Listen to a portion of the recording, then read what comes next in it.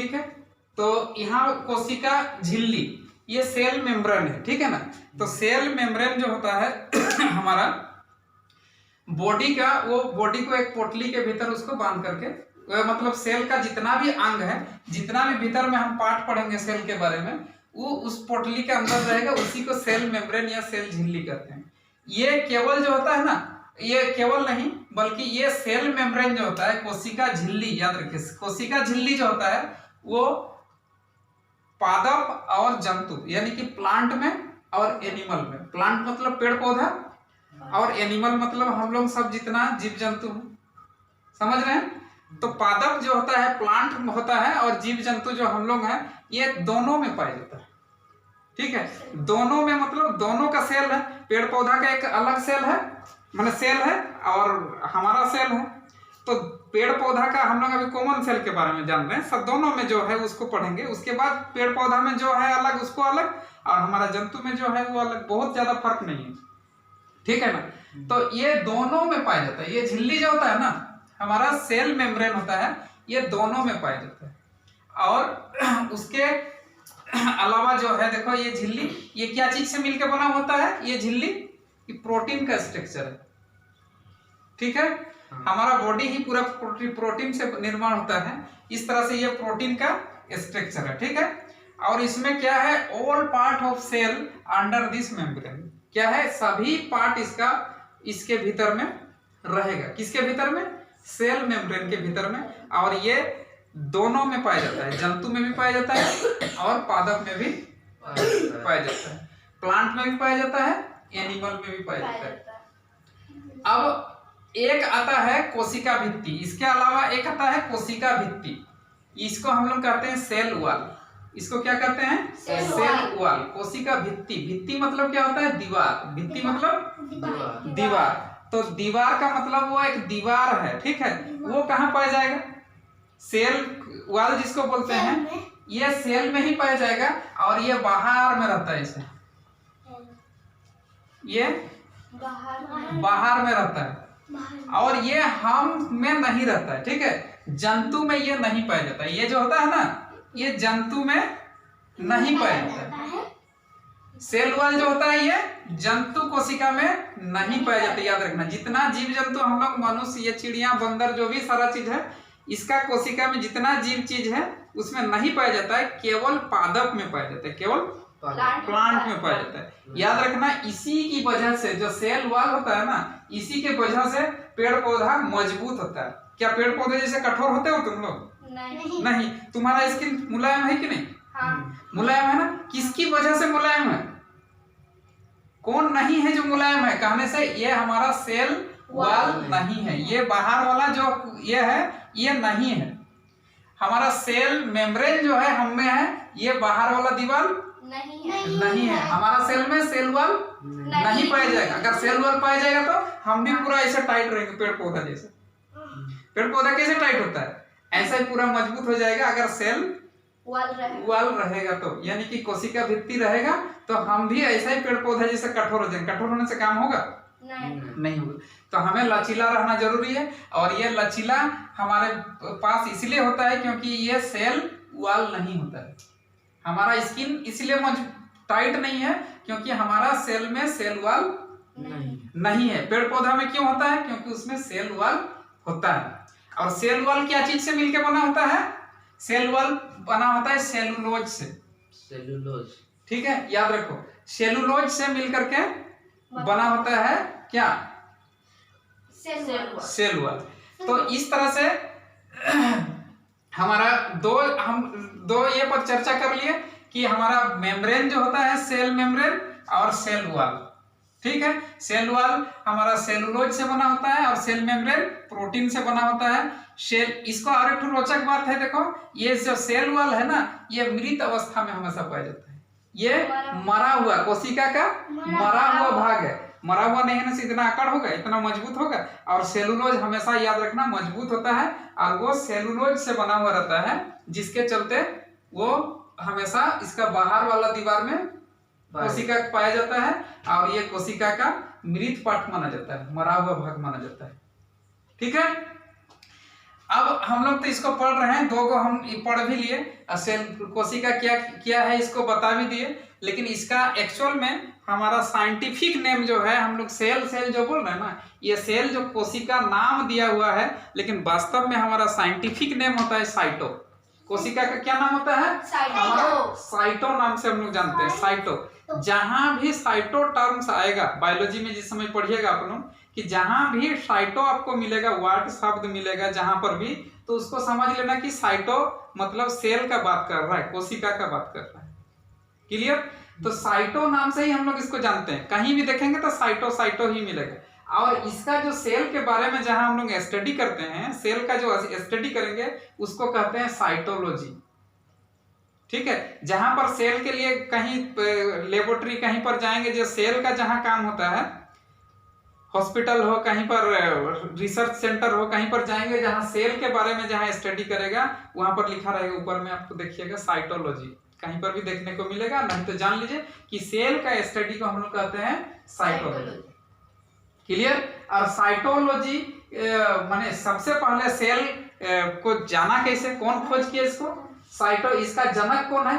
ये खोज करने वाला रॉबर्ट हुक है। ठीक है, याद रहेगा, रॉबर्ट हुक। रॉबर्ट हुक ने एक मृत सेल का अध्ययन किया, मरा हुआ कोशिका को खोजा था, जिंदा कोशिका नहीं। रॉबर्ट हुक, याद रहेगा, रॉबर्ट हुक नाम है, जो मरा हुआ कोशिका प्याज से, ओनियन से, ठीक है, प्याज का झिल्ली से उन्होंने निकाला था, और वो प्याज का झिल्ली से खोजा भाई ये क्या चीज है ना, इसको देखा गोल है, उसके भीतर में सेंटर है, कुछ कुछ टीका टीका इस तरह से कुछ दिखाई दिया उसको, और उसको उसके बाद सोचा ये क्या है, उसको धीरे से माइक्रोस्कोप वगैरह खोजने के बाद पता चला कि नहीं, उसका नाम उन्होंने क्या दिया? सेल, कोशिका नाम दिया। ठीक है, इसीलिए इसको क्या बोला जाता है? इसको रॉबर्ट हुक को कोशिका का खोज करने वाला इसीलिए जनक है। कोशिका खोज करने वाला कौन है? रॉबर्ट हुक, है ना। और ये मृत कोशिका को खोजा था, किसमें? प्याज में पाया था। ठीक है, याद रखिएगा, प्याज का झिल्ली को उखाड़ा, और उखाड़ने के बाद देखा भाई, ये माइक्रोस्कोप से देखा तो उसमें पता चला उसको कि ये सेल है, एक स्ट्रक्चर इस तरह से मिला, और उन्होंने ही नाम दिया था, रॉबर्ट हुक ने। वो तो मृत खोजा था, जिंदा इसको खोजने वाला कौन था? अब देखा कि भाई जीवित सेल, हम यही कह रहे हैं ना कि सेल वो चीज है जिसमें जीवन जीने के लिए जो सारा चीज चाहिए वहां पर, वो चीज उसमें सेल में रहता है। तो अब लाइफ सेल किसने खोजा था? एंटोनियन लीवेनहुक। एंटोनियन लीवेनहुक। ठीक है, याद रखो, दोनों का नाम हुक है, लेकिन एक का नाम एंटोनियन लीवेन, इसको शॉर्टकट में कहीं कहीं लीवेनहुक लिखा हुआ रहता है, परीक्षा में कहीं पर भी देखोगे तो लीवेनहुक लिखा रहता है, लेकिन पूरा नाम उसका क्या है? एंटोनियन लीवेनहुक। इन्होंने खोजा था क्या? जिंदा सेल को खोजा, तो उसी प्याज में ही खोजा था। ठीक है, वो प्याज का झिल्ली में ही फिर दोबारा देखेंगे भाई हम क्या है, लेकिन इन्होंने खोजा, मृत खोजे चाहे जिंदा खोजे, खोजने वाला पहला कौन था? Robert Hooke. रॉबर्ट हुक ने जिंदा सेल खोजा था, और उसके बाद मृत खोजा था किसने? लीवेनहुक ने। लेकिन इन्होंने भी बहुत अपना ये दिया, और कोशिका का जो सिद्धांत दिया, इसको किस तरह से हम लोग पढ़ेंगे, क्या क्या नाम ये करेंगे, इसका सारा सिद्धांत ये करने का, उस सिद्धांत को स्लाइडेन-शुआन ने दिया था। कोशिका का सिद्धांत किसने दिया था? स्लाइडेन-शुआन ने। शुआन याद रहेगा ना, शुआन, हांस याद नहीं रखना, हाँ, शुआन याद रखना। ठीक है, अब इसमें हम लोग जाएंगे, अब और थोड़ा परिचय में जाते हैं। तो सबसे छोटी कोशिका, दुनिया का सबसे छोटी कोशिका अगर बोलेंगे, आदमी में नहीं, कोई जीव जंतु में नहीं कर रहे हैं, ठीक है, दुनिया का सबसे छोटी कोशिका, हम मानव में नहीं कर रहे हैं, दुनिया का सबसे छोटी कोशिका, ठीक है, सब जीव जंतु, चींटी से लेकर के मच्छर, कुछ भी ले सकते हो तुम लोग। तो दुनिया का सबसे छोटी कोशिका का नाम क्या है कहने से? माइकोप्लाज्म। ठीक है, माइकोप्लाज्म बहुत छोटी, सबसे छोटी कोशिका माइकोप्लाज्म होता है, उसको कहते हैं। और दुनिया का सबसे बड़ी कोशिका कहेंगे तो सबसे बड़ी कोशिका कहेंगे तो शुतुरमुर्ग का अंडा। अंडा को देखे तुम लोग, अंडा का सारा जो पूरा भाग है ना, वो एक सेल ही है, कोशिका है। अंडा कोई ऑर्गन नहीं, याद रखना। अंडा जो है उसका बीच में पीला वाला भाग देखते हो ना, बस उसी को, और उसका बाहर में जो जितना पार्ट व्हाइट वाला दिखता है उसमें भी हम लोग पढ़ेंगे, पीला वाला में क्या होता है उसको भी पढ़ेंगे। और वही अंडा को ही मान लो, और वो अंडा तो ऐसे मुर्गी का अंडा भी बड़ी होते हैं, लेकिन शुतुरमुर्ग चूंकि बड़ा होता है इसलिए उसका अंडा भी स्वाभाविक है बड़ा है, ठीक है ना। इसीलिए याद रखना कि शुतुरमुर्ग का जो अंडा होता है वो दुनिया का सबसे बड़ा सेल होता है, ठीक। इसी तरह से हम लोग जाएंगे कि अब आदमी में हम लोग देखेंगे, आदमी में सबसे बड़ा सेल कौन है भाई पूरा बॉडी में, और सबसे छोटा वाला सेल कौन वाला है। तो आदमी में हम लोग मानव में जब जाएंगे, मानव में तो स्पर्म होता है, जो शुक्राणु, जो स्पर्म होता है वो हमारा सबसे छोटा सेल होता है। याद रखना स्पर्म जो होता है सबसे छोटा सेल कोशिका होता है, ठीक है ना। और मानव में सबसे बड़ा सेल क्या होता है बोलने से, वो अंडाणु होता है। जो आदमी का महिला लोगों का जो अंडा बनता है वो अंडाणु क्या होता है, सबसे बड़ा सेल होता है, ठीक है। और स्पर्म जो पुरुष में होता है वो सबसे छोटा सेल होता है, सबसे छोटा। देखो सबसे छोटा और सबसे बड़ा ये हो गया, उसके बाद सबसे लंबी। अब ये छोटा बड़ा वाला तो हो गया सबसे छोटा, और लंबा बोलने से ऐसा लंबा देखेंगे हम लोग, लंबा का मतलब समझ रहे हो ना, जैसे बाल एक पतला को खींचेंगे लंबा और एक गोल रहेगा, तो वो बड़ा और लंबा में अंतर है ना। तो सबसे लंबा, ठीक है। मानव में सबसे लंबी कोशिका होता है न्यूरॉन। मानव में सबसे लंबी कोशिका क्या होता है, न्यूरॉन मतलब ब्रेन का सेल होता है। ब्रेन का मतलब हमारा न्यूरॉन सेल, हाँ न्यूरॉन सेल, ठीक है ना। न्यूरॉन सेल हमारा जो होता है ब्रेन में होता है, और वो ब्रेन का सेल सबसे बड़ा लंबा, फिर बड़ा तो बात कर दिया, बड़ा होता है अंडाणु, गोल आकार का होता है। लेकिन लंबा बोलेंगे तो ऐसे खींचेंगे, वो लंबा जितना होगा वो लंबा ही उसका। तो सबसे लंबा बोलने से लंबी न्यूरॉन होता है, न्यूरॉन कोशिका, ठीक है। और सबसे मतलब न्यूरॉन के बारे में जान लेते हैं सर। न्यूरॉन कैसे होता है, न्यूरॉन जो होता है ना वो कभी भी विभाजन नहीं होता है। न्यूरॉन विभाजन नहीं होता है, मतलब एक सेल से दूसरा सेल नहीं बनता है। मतलब विभाजन किसको कहते हैं, सेल डिवीजन, कोशिका विभाजन। मतलब एक सेल जो होता है वो कट करके दो भाग बन जाता है। याद रखो, एक कोशिका वो हमेशा विभाजन होते रहता है, बढ़ते रहता है। एक कोशिका बीच से अलग होकर के दो कोशिका निर्माण हो जाएगा। मतलब हमारे सामने वाला अगर मृत हो गया, हाँ कोशिका अगर है, एक कोशिका भीतर सामने वाला अगर मर गया कि मृत हो गया, तो उसके सामने वाला कोशिका क्या होगा, अपने से डिवीजन होगा, डिवाइड होगा। एक कोशिका दो बन जाएगा और मरा हुआ कोशिका में वो ट्रांसफर होकर के चला जाएगा एक कोशिका, और इस तरह से वो खाली जगह को भरता है, ठीक है ना। कोशिका का डिवीजन होता है, सेल डिवीजन। तो ये क्या होता है, मानव में कोशिका विभाजन होता है, पढ़े उसको आगे पढ़ेंगे हम लोग कैसे विभाजन होता है। लेकिन कोशिका विभाजन होता है, लेकिन एक कोशिका ऐसा होता है जिसका विभाजन नहीं होता है। विभाजन नहीं होने से क्या लॉस होगा कि अगर वो टूट गया, वो अगर टूट गया, मृत हो गया, मर गया, तो उसके जगह में रिप्लेस हो सकता है क्या दूसरा? नहीं होगा, क्योंकि कोशिका विभाजन नहीं होता है। तो कोशिका विभाजन किसमें नहीं होता है? न्यूरॉन यानी कि हमारा जो ब्रेन का सेल है वो कोशिका वहां पर विभाजन नहीं होता है। कोशिका विभाजन नहीं होने से क्या घटा है, अगर ब्रेन में कहीं हमारा चोट लगता है तो देखना हमेशा के लिए वो अपंग हो जाता है। इसीलिए हमारा भगवान जो है हमको खोपड़ी जो बनाया हुआ है बहुत मजबूत बनाया है, हमारा मजबूत। खोपड़ी टूटेगा फटेगा उसके बाद ही हमारा ब्रेन तक जा सकता है। न्यूरॉन कोशिका तक तभी पहुंचेगा जब हमारा इतना मजबूत खोपड़ी फटेगा, ठीक है। इसीलिए गाड़ी चलाते समय या किसी भी समय उसको हेलमेट वगैरह पहन करके बढ़िया से चलाने के लिए हमेशा कहा जाता है कि ब्रेन में चोट नहीं लगे। अब पाँव फूट गया तो उसमें प्लास्टर हो जाएगा, बन जाएगा, उसमें क्या है सेल डिवीजन होकर के नया नया कोशिका बनेगा और उसको जो खराब हुआ है भाग उसमें भर जाएगा। क्लियर? जो हमारा टूट फूट गया है वो भर जाएगा, सेल डिवीजन होगा और जब धीरे धीरे बनते जाएगा कोशिका विभाजित होते हुए खाली जगह में जो मरा हुआ कोशिका है उसमें भर जाएगा। लेकिन हमारा ब्रेन में अगर हो जाता है, टूट फूट जाता है, तो वो ब्रेन में हमारा कोशिका का विभाजन नहीं होता है। किस सेल में नहीं होता है? न्यूरॉन।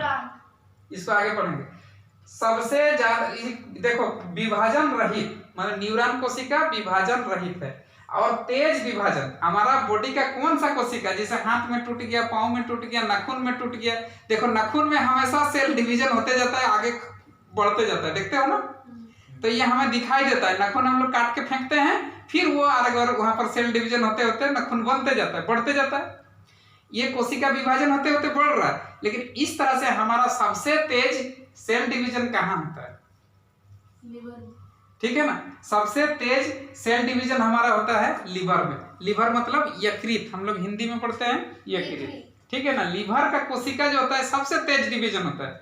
उसको अगर आज काट दो चाकू से, लिवर को एक टुकड़ा काट दो, दूसरा ही दिन वो एक बार गोल बन जाएगा, उतना ही, इतना तेज सेल डिवीजन होता है। भाई कहाँ गया मेरा पड़ोसी वाला सेल, सोचता है उसको निकाल के तुम खा जाओ, मुर्गा वाला, ठीक है ना। लेकिन खाते हो ना तुम लोग, कलजी जिसको बोलते हैं उसी को लिवर बोला जाता है। मुर्गा का कलेजी खाते हो ना, बस उसको लिवर कहते हैं, ठीक। उसी लिवर में वो एक टुकड़ा काट के फेंक दो, देखना दूसरा ही दिन फिर से निर्माण हो जाएगा। मतलब उतना तेज गति से वहां पर बनता है। सबसे तेज बनता है कहां पर सेल डिवीजन होता है? लिवर में। सेल डिवीजन ही हमारा कोई घाव या जख्म को भरता है। हमारा यहाँ चोट लग गया तो धीरे धीरे 4 दिन बाद भर जाता है, भरता है कि नहीं? सेल डिवीजन हो के भाई ये गैप को सामने वाला कोशिका अपने डिवाइड होता है, बढ़ता है, और वो कोशिका जाकर के वहां भरता है, और वो कोशिका बन करके क्या बनता है? टिश्यू बन गया, मेरा घाव खिल हो गया। इस तरह से अगर लिवर में घाव होगा तो जल्दी ठीक हो जाता है, और कहीं दूसरा जगह होगा तो थोड़ा धीरे ठीक होता है। तो ये निर्भर करता है सेल डिवीजन पर। क्लियर? ये सबसे तेज डिवीजन होने के लिए है। तो ये था हमारा परिचय। उसके बाद जैसे हम लोग पढ़े, कहाँ पढ़े? एक भीतर वाला जो हम लोग पढ़े सेल मेम्ब्रेन, भीतर वाला भाग को सेल का सेल मेम्ब्रेन, और बाहर वाला भाग को हम लोग क्या पढ़े? Cell wall. याद रहेगा ना? अब इसके अंदर में घुसेंगे धीरे धीरे, ठीक है ना। कोई भी चीज को हमारा जीवित रहने के लिए उसको क्या चाहिए? सबसे पहले बोलिए, एनर्जी चाहिए, ऊर्जा चाहिए ना। कोई भी चीज प्रक्रिया होगा तो उसको क्या चाहिए? एनर्जी। एनर्जी चाहिए ना। हेमंत तुमको बोल रहे, कोई भी चीज के लिए लड़ाई करो, कुछ भी करो तो तुमको एनर्जी चाहिए ना, है? कुछ भी करने के लिए, काम करने के लिए एनर्जी चाहिए ना। तो ये पूरा सेल के भीतर सिस्टम को चलाएगा कौन? सेल के भीतर पूरा सिस्टम को कौन चलाएगा? ऊर्जा चाहिए, एनर्जी चाहिए। अब इसको एनर्जी कहां से आता है? सेल को एनर्जी होगा तो टिश्यू को एनर्जी होगा, टिश्यू को एनर्जी होगा तो हमारा ऑर्गन को होगा, ऑर्गन को होगा तो ऑर्गन सिस्टम को होगा, ऑर्गन सिस्टम को होगा तो हमारा पूरा बॉडी को होगा, ठीक है ना। तो पूरा बॉडी को हमारा ताकत कहां से आ रहा है? सेल से आ रहा है, ठीक है ना। तो हमारा पहला तो हम सोचेंगे हमारा सेल को कहां से ताकत आएगा? हमको तो आएगा ताकत, लेकिन हमारा सेल को कहां से आएगा? तो सेल का जो ताकत आता है उसका नाम है माइटोकॉन्ड्रिया। इसके भीतर में एक ऐसा चीज लगा हुआ रहता है, ऐसा चीज लगा हुआ रहता है, इसको हम लोग कहते हैं माइटोकॉन्ड्रिया, भीतर वाला, ठीक है ना। माइटोकॉन्ड्रिया याद रखो, माइटोकॉन्ड्रिया, इसको हम लोग सूत्र कणिका बोलते हैं। हिंदी में दे जाएंगे तो सूत्र कणिका, ज्यादातर अंग्रेजी में ही लिखा हुआ पाइएगा, सूत्र कणिका कहेंगे उसको हम लोग। और इसको अल्टमैन ने खोज करके निकाला था, ये माइटोकॉन्ड्रिया को खोज करके निकाला था अल्टमैन, ठीक है ना। और इसके भीतर में इस माइटोकॉन्ड्रिया के भीतर में, माइटोकॉन्ड्रिया, अब देखो ऑर्गन के बारे में पढ़ रहे हैं, इसके इस सेल का ऑर्गन के बारे में पढ़ रहे हैं, ठीक है। ये माइटोकॉन्ड्रिया के भीतर में एक क्रेब्स चक्र होता है, जैसे क्रेब्स साइकिल इसको हम लोग बोलते हैं। क्रेब्स चक्र होता है जिसमें एटीपी का ये होता है, और एटीपी से हम लोग का ग्लूकोज का निर्माण होता है, और ग्लूकोज हम लोग एनर्जी में कन्वर्ट करते हैं। जो खाना खाते हैं ना, हम लोग खा लिए, और खाने के बाद उस ग्लूकोज को पकड़ करके कहाँ लेके जाता है? सेल के पास, कोशिका के पास। हम खा लिए खाना, और खाना से हमको क्या मिला? ग्लूकोज। ग्लूकोज को पकड़ के लेता है कौन? हमारा ब्लड, खून, ठीक है ना। वो खून कहाँ लेकर के जाता है? पकड़ के खून पकड़ता है, मतलब कौन किसके साथ वो कंबाइन करता है, बनता है? खून के भीतर, जो हमारा ब्लड के भीतर, हमारा रक्त के भीतर, रक्त का जो है पार्ट है, वो रक्त का पार्ट एक हीमोग्लोबिन नाम का पार्ट है। वो हीमोग्लोबिन उस ग्लूकोज को कंबाइंड करता है, बंधन बन जाता है, रासायनिक केमिकल बॉन्ड पड़ते हैं ना, तो ये उसको हम लोग कहते हैं मतलब ऑक्सी हीमोग्लोबिन। जब उसको बांध लेता है, आपस में बॉन्ड बन जाता है, तो उसको हम लोग ऑक्सी हीमोग्लोबिन कहते हैं। जो हमारा जो हम लोग सांस लेते हैं वहां से ऑक्सीजन के साथ वो जो ग्लूकोज का कण को लेके जाता है, कहाँ लेके जाता है? ग्लूकोज का कण हमारा रहता है किसमें? सेल में। हाँ। और ऑक्सीजन लेकर के हमारा घुसता है ब्लड, और ब्लड लेकर के वहां पर क्या करता है? प्रतिक्रिया करता है, और वहां बनता है हमारा एटीपी। यानी कि हमारा सेल में जो होता है एक इस चक्र को, जो प्रक्रिया होता है जिसके भीतर माइटोकॉन्ड्रिया के भीतर जो प्रक्रिया होता है उसको हम लोग क्रेब्स चक्र कहते हैं। और क्रेब्स चक्र से इतना याद रखो कि वो एटीपी होता है, ऊर्जा का निर्माण होता है जो सेल को देता है, जो सेल को ये सेल यूज करता है। ठीक है, ये सेल को सारा फंक्शन काम करने के लिए इसको क्या चाहिए? एनर्जी चाहिए। तो ये माइटोकॉन्ड्रिया से हमारा एनर्जी सेल को मिलता है। अब इस सेल के भीतर जो एनर्जी अपना काम करने के अलावा जो सेल के भीतर बचेगा एनर्जी, वो सेल कहाँ चला जाता है? फिर जिस सेल को चाहिए वहां भेजेगा। फिर टिश्यू को जरूरत है तो टिश्यू के पास जाएगा। इस तरह से हमको एनर्जी अपना यही माइटोकॉन्ड्रिया से मिलता है। ठीक है, अल्टीमेटली पूरा एनर्जी हमको जहां से मिल रहा है वो हमारा माइटोकॉन्ड्रिया के भीतर क्रेब्स चक्र के माध्यम से जो एनर्जी बन रहा है वो क्रेब्स चक्र के माध्यम से हमको मिल रहा है। ठीक है ना, क्रेब्स चक्र के माध्यम से मिल रहा है, क्रेब्स साइकिल बोलते हैं इसको। और इसीलिए इसको हम लोग क्या कहते हैं? पावर हाउस बोलते हैं। याद रखना, माइटोकॉन्ड्रिया को पावर हाउस। जैसे एक जनरेटर चलाते हैं ना रूम में, हमारा कमरा में लाइट वगैरह जो एनर्जी, पंखा चलाएंगे, कुछ भी करेंगे तो हमको एनर्जी चाहिए ना, तो वो एनर्जी कहां से आता है? हमारा जनरेटर से आता है। तो इस तरह से हमारा जनरेटर का काम करता है कौन? माइटोकॉन्ड्रिया। और माइटोकॉन्ड्रिया को इसलिए पावर हाउस कहते हैं। और क्या क्या कहते हैं इसको? हिंदी में ऊर्जा गृह कहते हैं। ठीक है ना, तो इसको जानो, यहीं से हमारा ऊर्जा मिलता है सेल को। इस तरह से हमारा सेल, अब हमको माइटोकॉन्ड्रिया से एनर्जी बन गया, लेकिन एनर्जी मेरा अब हाथ चल रहा है दोनों, लेकिन दूसरा जैसे पैर हम धीरे से खड़े हुए हैं, हाथ हमारा इधर उधर हिल रहा है, तो हमारा हाथ में तो खूब एनर्जी खर्च हो रहा है कि नहीं? और पैर में नहीं हो रहा है, लेकिन हम क्या करते हैं? पूरा बॉडी हमारा थक जाता है, देखते हो? हाँ। ठीक है ना, तो उसका मतलब पैर में जो एनर्जी बन रहा है वो तो हमारा ट्रांसफर होकर के हाथ में आना चाहिए ना, नहीं तो हाथ मेरा ऐसे हो जाएगा, चुप हो जाएगा, धीरे से नहीं सकेंगे कुछ देर बाद पढ़ाने, या फिर हिलाने नहीं सकेंगे, हिलाने डुलाने नहीं सकेंगे। तो अगर हम लगातार देख रहे हैं तो हमारा आंख में एनर्जी होना चाहिए, तो आंख वाला एनर्जी तो थक के बैठ जाएगा ना। हाँ। जब तक दूसरा जगह से ट्रांसफर होकर नहीं आएगा। तो एक ऐसा भी चीज है जहां ट्रांसफर होकर के हमारा ये यहाँ माइटोकॉन्ड्रिया हमारा, ये मान लो आंख का है माइटोकॉन्ड्रिया, आंख के भीतर जो सेल है माइटोकॉन्ड्रिया आंख में भी है, तो वो आंख का माइटोकॉन्ड्रिया कितना बनाएगा एनर्जी? जितना बनाने का बना रहा है, लेकिन बाकी सब धीरे से, जैसे पीठ में है, कहीं पर भी जो भी हमारा पूरा बॉडी सेल बना हुआ है, तो ये सब जो धीरे से है यहाँ से ट्रांसफर होकर आंख तक आना चाहिए ना, तब ना हम ज्यादा देर देखने सकेंगे। क्लियर? हाँ। तो इसको जो हम देखेंगे उसके लिए क्या चाहिए? ट्रांसपोर्ट होना चाहिए, एक जगह से ढो करके दूसरा जगह ले जाना चाहिए। तो जो ले जाता है वो ट्रक का काम करता है, जो ट्रांसपोर्ट करता है कि भाई यहीं पर देख लो, यहाँ माइटोकॉन्ड्रिया में बन रहा है, अब यहाँ बन रहा है से लेकर के यहाँ पर उसको दूसरा पार्ट में उसको चाहिए। अब मेम्ब्रेन तक हम लोग पढ़े हैं तो सेल मेम्ब्रेन में बोलेंगे। सेल मेम्ब्रेन को अगर एनर्जी चाहिए तो कैसे जाएगा? यहाँ से कैसे जाएगा? बन तो रहा है लेकिन उसको ले जाने के लिए चाहिए ना, तो वो ट्रक का काम करता है, जिसको हम लोग कहते हैं गोल्जी बॉडी। क्या कहते हैं उसको हम लोग? Golgi body. हिंदी में उसको कहते हैं गोल्जी काई। ठीक है ना, यहाँ लिखे हैं देखो, ये है हमारा गोल्जी बॉडी। गोल्जी बॉडी क्या करता है? परिवहन का काम करता है, ढो करके लेने का काम करता है। अब यहाँ जो बना हमारा माइटोकॉन्ड्रिया में एनर्जी, इसको दूसरा सेल में ले जाएगा या उसी सेल में यूज करेगा। एक जगह से दूसरा जगह एनर्जी को ट्रांसपोर्ट करने के लिए उसको ट्रांसपोर्टर की जरूरत है, और वो ट्रक का काम करता है हमारा गोल्जी बॉडी। उसका नाम क्या कहते हैं हम लोग? उसको गोल्जी बॉडी। ठीक है, ये गोल्जी बॉडी हमारा ट्रांसफर करके उसको ले जाता है। उसके बाद यहाँ पर देखो कि हमारा शरीर में, हम लोग पढ़े हैं ना कि हमारा शरीर में 70% पानी पाया जाता है, पढ़ते हैं ना, ये जानते हैं ना, हमारा शरीर में 70% पानी है। तो पानी कहाँ है? पूर्णिमा बताओ, पानी कहाँ रहता है? कहाँ है पानी? हमारा 70% कहाँ है?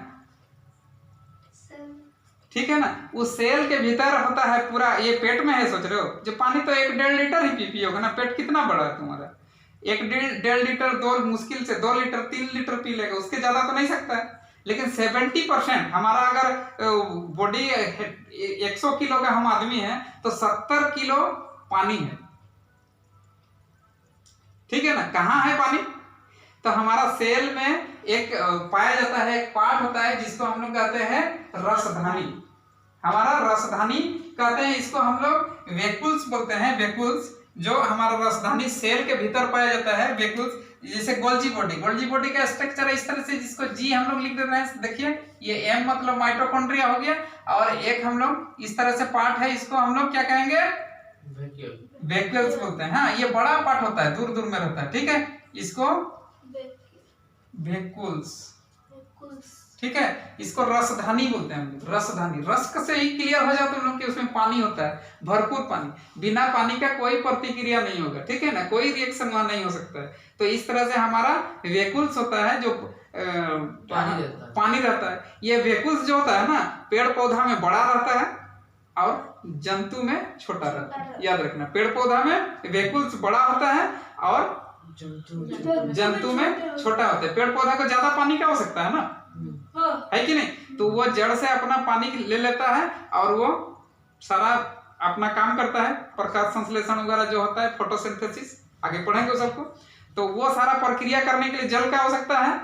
तो हमें भी जल का आवश्यकता है, लेकिन पेड़ पौधा की अपेक्षा हमें थोड़ा कम है। इसलिए पेड़ पौधा का सेल में बड़ा मिलेगा रसधानी और हमारा छोटा मिलेगा। हमारा मतलब सभी जंतु का बात कर रहे हैं। ठीक है ना, रसधानी हो गया। उसके बाद एक इंपॉर्टेंट है, देखो, सेंट्रोसोम। सेंट्रोसोम जो होता है ना, कोशिका के भीतर एक सेंट्रोसोम भी है। कोशिका भीतर एक सी लिख दिया है, मतलब समझ लो सेंट्रोसोम का बात कर रहे हैं। सेंट्रोसोम जो कोशिका के भीतर है, इसका खोज किसने किया था? बोबरी ने किया था। याद रखो, बोबरी ने। ये हम सब पूछेंगे तुम लोग को। सेंट्रोसोम जिसको हम लोग तारक काई कहते हैं, इसको बोबरी ने किया था।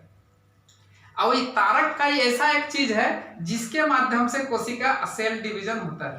तारक काई के माध्यम से सेल डिवीजन का प्रक्रिया होता है। जैसे अभी बताया ना कि सेल, आपको ऐसा सेल है, ये सेल, और ये आपस में इस तरह से 2 टुकड़ा बीच में हो जाएगा। ये सेल एक तो इधर हो गया, इधर एक सेल हो गया। ये जहां जरूरत है वो सेल में चला जाएगा, और जहां पहले जो एक था वो रहेगा एक। फिर ये मृत हो जाएगा तो इसके पड़ोसी वाला बोलेगा भाई मर गया, तो इधर से साइड अपने सेल डिवीजन होकर के उसको एक दे देगा। यानी कि खाली जगह को भरने के लिए सेल अपने आप में सक्षम हो जाता है। ठीक है, ये बहुत इंपॉर्टेंट चीज है सेल डिवीजन। सेल डिवीजन कौन कराता है? Cell division centrosome. अगर सेल डिवीजन नहीं होता तो हमारा अगर घाव है तो घाव ही रह जाता है। किसी किसी को देखना जहां पर जल जाता है किसी का, इतना वहां होता है कि आमने सामने का जो कोशिका होता है ना, इतना डैमेज हो जाता है इस तरह से कि वह दोबारा भरता नहीं है घाव। मतलब वो आमने सामने का कोशिका सेल डिवीजन नहीं कर पाता है, कोशिका विभाजन नहीं हो पाता है, जिसके चलते वो कोशिका धीरे धीरे, माने वो घाव जल्दी भरता नहीं है। ठीक इस तरह से अगर जहां जिसका घाव जल्दी नहीं भर रहा है, मतलब सेल डिवीजन का प्रक्रिया तेज गति से नहीं है, यही ना जानेंगे, बढ़िया से नहीं हो रहा है। और सेल डिवीजन का प्रक्रिया अगर ज्यादा हो जाता है जिसका ना, उसी को हम लोग कहते हैं कैंसर। याद रखो, कैंसर जहां जरूरत नहीं वहां 3-4 ठो बन जाएगा। अगर एक साल एक को सेल डैमेज हुआ, एक को सेल अगर मृत हो गया, तो वहां सेल डिवीजन होकर के दूसरा एक कोशिका वहां बना देता ना, एक ठो। लेकिन वो क्या करता है, एक के जगह वो 4 को कोशिका बना देगा, तो वो कहां जाएगा? एक्स्ट्रा जो बना हुआ है कोशिका, वो भी तो जीवित चीज है, कहां जाएगा? फिर उभरेगा, धीरे धीरे फूलेगा ना, बड़ा हो जाएगा ना वहां पर। तो वो सेल डिवीजन वहां ज्यादा जहां हो जाता है, तो उसको हम लोग धीरे धीरे उसको हम लोग कैंसर कहते हैं। वो कैंसर का बीमारी हो जाता है। सेल डिवीजन ज्यादा होना भी गड़बड़ है और सेल डिवीजन नहीं होना भी गड़बड़ है। तो हम अब हम बताए कि जैसे ब्रेन में हमारा, ध्यान से सुनो, ब्रेन में हमारा सेल डिवीजन नहीं होता है। ब्रेन में हमारा सेल डिवीजन नहीं होता है, यही हम लोग पढ़े ना। तो सेल डिवीजन वहां पर ब्रेन में अगर नहीं होता है, ब्रेन में मतलब न्यूरॉन सेल में अगर नहीं होता है हमारा सेल डिवीजन, तो पढ़ो ना तुम, ध्यान से पढ़ो। सेल डिवीजन अगर नहीं होता है हमारा न्यूरॉन में, तो वो क्या होता है? क्या होगा वहां पर, कभी भी लाइफ में कभी भी वहां पर क्या नहीं होगा कि हमारा कैंसर बीमारी नहीं होगा। तो सुने हो ना कि ब्रेन में भी कैंसर ट्यूमर ब्रेन हो गया, ठीक है ना। तो ब्रेन में न्यूरॉन कोशिका जो होता है, ब्रेन हमारा जो बना हुआ है ना, ब्रेन हमारा जो बना हुआ है, इसमें हमारा 90% जो है न्यूरॉन है। हमारा ब्रेन में 90% न्यूरॉन सेल है, और 10% जो होता है ना, ये दूसरा सेल होता है। 10% दूसरा सेल होता है, और ये 10% में ही होता है ब्रेन ट्यूमर जो विभाजन होता है। 90% हमारा न्यूरॉन सेल है, और 10% अदर सेल से मिलकर के बना हुआ है, जो वो अदर में ही हमारा ट्यूमर होता है, ब्रेन ट्यूमर। न्यूरॉन में नहीं होता है, ठीक है ना। तो ये ट्यूमर ही जिसको हम लोग बोलते हैं कि एक्स्ट्रा सेल डिवीजन अगर हो गया वहां पर, तो वो हमारा कैंसर का कारण होता है। इस तरह से हम लोग इस सेंट्रोसोम अगर ज्यादा डिवाइड करना शुरू कर दिया, सेंट्रोसोम, ठीक है ना, ये सेंट्रोसोम का क्या ड्यूटी है, सेल डिवीजन करना है। आप पड़ोसी वाला को अगर पड़ोसी सेल डैमेज हो गया, एक थप्पड़ लगा दिए, गाल फूल गया, उसका कुछ डैमेज हो गया सेल, वहां पर देखना काला पड़ जाता है, वहां पर पड़ता है ना, कुछ डैमेज हो गया। उसके बाद उसमें थोड़ा थोड़ा हम लोग क्या करते हैं भाई, गर्म पट्टी से सेंको, इसको बोलते हैं। ऐसा करने से क्या होता है कि हमारा सेंट्रोसोम वहां जागृत होता है, जल्दी जागता है, ठीक है ना। और जल्दी जाग करके जल्दी बनो सेल ये कर देते हैं हम लोग, क्या करते हैं, जल्दी से बना देता है सेंट्रोसोम, दूसरा डिवीजन करते हैं, उसका सामने वाला कोशिका को डिवीजन कर देता है, और वो काला वाला भाग में धीरे धीरे जा करके वो भर जाता है।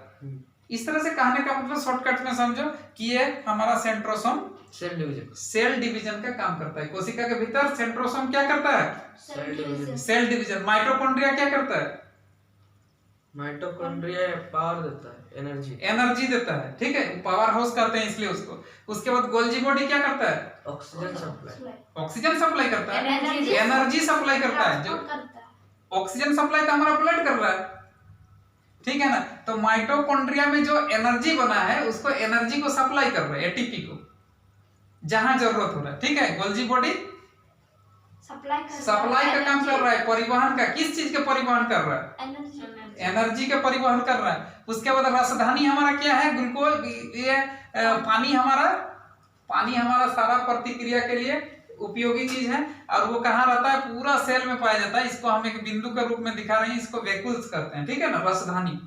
इस तरह से हमारा सेंट्रोसोम होता है। सेंट्रोसोम का क्या काम है, सेल डिवीजन करता है, ठीक है ना, कोशिका का विभाजन करता है। बढ़िया बोल रही है, सेल डिवीजन है, कोशिका विभाजन। इस तरह से अंत प्राद्रव्य जालिका, इंडोप्लाज्मिक रेटिकुलम बोलते हैं इसको, इंडोप्लाज्मिक रेटिकुलम। ये जो कोशिका खड़ा है ना हमारा, यहाँ पर एक जाली का जाल जैसा रहता है, ये पूरा जाल जैसा, पूरा जाली रहता है, ठीक है, मच्छरदानी जैसा जाली रहता है पूरा सेल में हमारा, ठीक है। तो ये जो जाली टाइप का रहता है, वो स्ट्रक्चर प्रदान करता है सेल को। जैसे घर खड़ा करोगे तो क्या चाहिए, पिलर बनाना पड़ता है ना, तब वो खड़ा रहेगा। वैसे ही यहाँ पतला पिलर है, वो सेल का स्ट्रक्चर है, ठीक है ना। अगर ये जाली नहीं रहेगा तो माइटोकॉन्ड्रिया गोल्जी बॉडी के साथ एक टक्कर लगा देगा, कभी बीच में तुम दौड़ के जाओगे तो झुनून करके लगेगा, उसमें ऊपर में कुटाएगा माइटोकॉन्ड्रिया के साथ। कौन कर, उसके बाद वेकुल के साथ जाएगा, वेकुल बेचारा फट जाएगा, पूरा पानी बर्बाद हो जाएगा उसका, होगा कि नहीं। इस तरह से सेंट्रोसोम सेल डिवीजन करने के लिए लगा हुआ है, वहां पर लड़ाई हो जाएगा दूसरा के साथ, होगा कि नहीं उसके भीतर में। तो ये एक स्ट्रक्चर प्रदान करता है कौन, अंत प्राद्रव्य, अंत मतलब अंदर में, ठीक है, अंत प्राद्रव्य जालिका जिसको कहते हैं इंडोप्लाज्मिक रेटिकुलम, ठीक है। ये क्या चीज से मिलकर बना होता है, इंडोप्लाज्मिक रेटिकुलम क्या चीज का है, ये फैट का होता है, चर्बी का होता है, मतलब वसा का बना होता है, और दूसरा प्रोटीन का, इंडोप्लाज्मिक रेटिकुलम, ठीक है। इंडोप्लाज्मिक रेटिकुलम इस तरह से सोचो कि ये सेल नहीं है, सेल का पार्ट है। इस तरह से हम समझाने के लिए इसको ऐसे कर दे रहे हैं, ठीक है ना। एक जाली है, ये पतला सा जाली है, समझ लो उसको, और ये दो भाग होता है, एक चीज का ही दो भाग होते हैं, दो टाइप का नहीं होता है, बल्कि एक इंडोप्लाज्मिक का, एक इंडोप्लाज्मिक रेटिकुलम, दो भाग हम बता रहे हैं, ठीक है। दो भाग इसलिए बता रहे हैं कि आसानी से समझ पाओ। एक जो प्लेन वाला भाग होता है, ठीक है। ये प्लेन वाला जो भाग होता है इसको स्मूथ बोलते हैं, स्मूथ प्लेन, ठीक है। ये तुम्हारा फैट से बना हुआ रहता है, लिपिड से, बसा से। और दूसरा जो होता है ये खुरदरा टाइप रहता है, ये प्रोटीन से दूसरा भाग रहता है, भाग है टाइप नहीं है, ये पूरा ही है, ठीक है ना। तो ये जो होता है छोटा छोटा रहता है, ये राइबोसोम होता है, राइबोसोम। हम लोग राइबोसोम के बारे में यहाँ पर पढ़ेंगे, फिर वही राइबोसोम के बारे ही पढ़ा रहे हैं। इंडोप्लाज्मिक रेटिकुलम के भीतर ही राइबोसोम है, ठीक है ना। तो ये राइबोसोम जो होता है वो इंडोप्लाज्मिक रेटिकुलम के भीतर है, और जिधर खुरदरा वाला भाग है उसको हम लोग इंडोप्लाज्मिक रेटिकुलम कह रहे हैं। अंत प्राद्रव्य जालिका, जालिका मतलब क्लियर है, जाल जैसा बना हुआ, और वो जाल के भीतर ही कुछ खुरदरा भाग है और कुछ सॉफ्ट भाग है, स्मूथ है। तो स्मूथ मतलब प्लेन चिकना भाग है। तो चिकना किस में बनता है? चिकना किस में बनता है?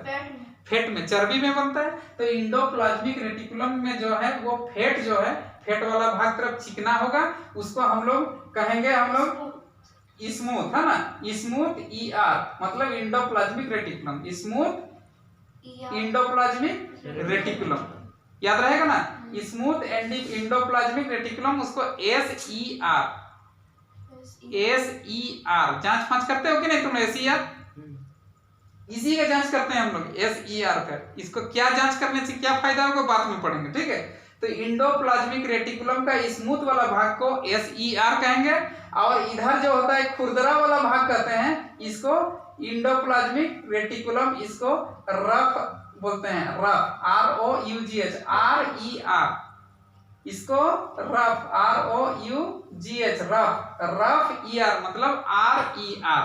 एक SER हो गया, दूसरा RER। हम लोग SER का लैब टेस्ट कैसे करते हैं उसको भी पढ़ेंगे आगे चल करके। अभी तो सेल के बारे में पढ़ रहे हैं, कल पार्ट जानो, अब इसमें क्या निकलेगा बाद में जानना है। इसमें दो चीज है, केवल इतना जानो, ये राइबोसोम का एक पार्ट है इंडोप्लाज्मिक का, और एक पार्ट है लिपिड वाला। अब इसको हम लोग देखते हैं कि लिपिड वाला कौन वाला, हम लोग का कौन वाला पार्ट इसमें बड़ा और कौन वाला छोटा है। बड़ा और छोटा कैसे जानते हैं? उसको हम लोग पानी में छोड़ देते हैं, दोनों भाग को, इसमें से स्मूथ वाला को भी छोड़ देते हैं और RER को भी छोड़ देते हैं। तो जो पहले घुस जाता है पानी में, डूब जाता है, स्वाभाविक रूप से वजनदार होगा, वही बड़ा होगा। तो उसको जब डालते हैं ना, तो हम लोग देखते हैं खुरदरा वाला पार्ट जो होता है जल्दी घुस जाता है पानी में, ठीक है। तो उसको यानी कि हमारा, इसको हम लोग दूसरा ये से देखते हैं, इसको हम लोग 80 और 70 इसको हम लोग बाद में पढ़ेंगे, पहले जान लो। तो रफ वाला जो भाग होता है वो जल्दी से पानी में डूब जाता है, तो स्वाभाविक रूप से हम लोग देखते हैं कि वजन उसका ज्यादा होगा, तब तो जल्दी घुस गया।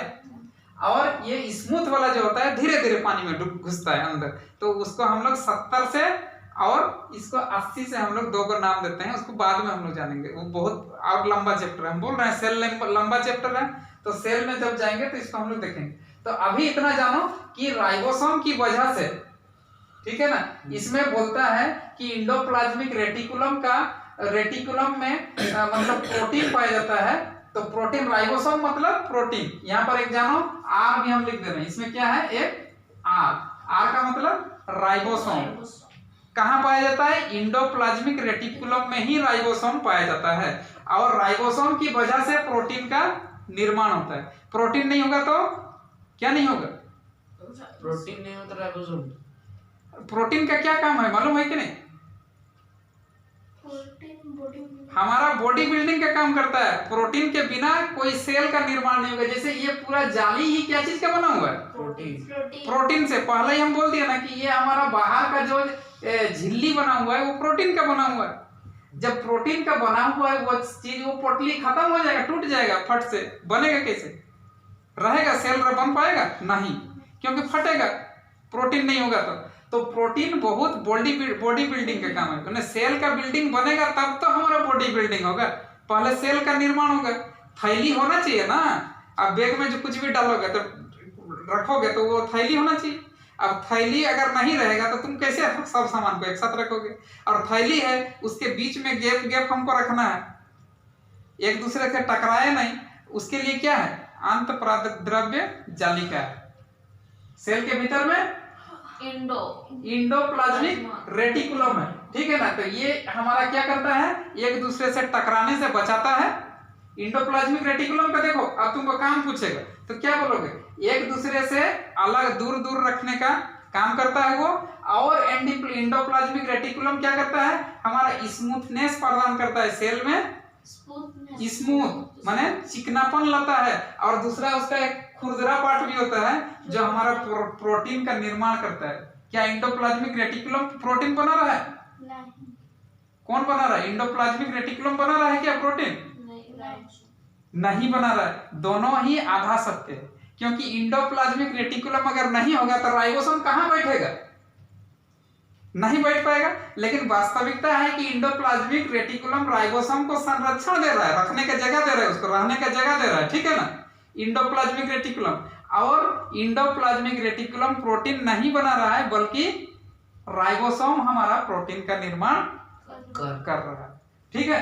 तो आज हम लोग इतना ही, याद रहेगा? हाँ। अब पूरा याद रहेगा ना?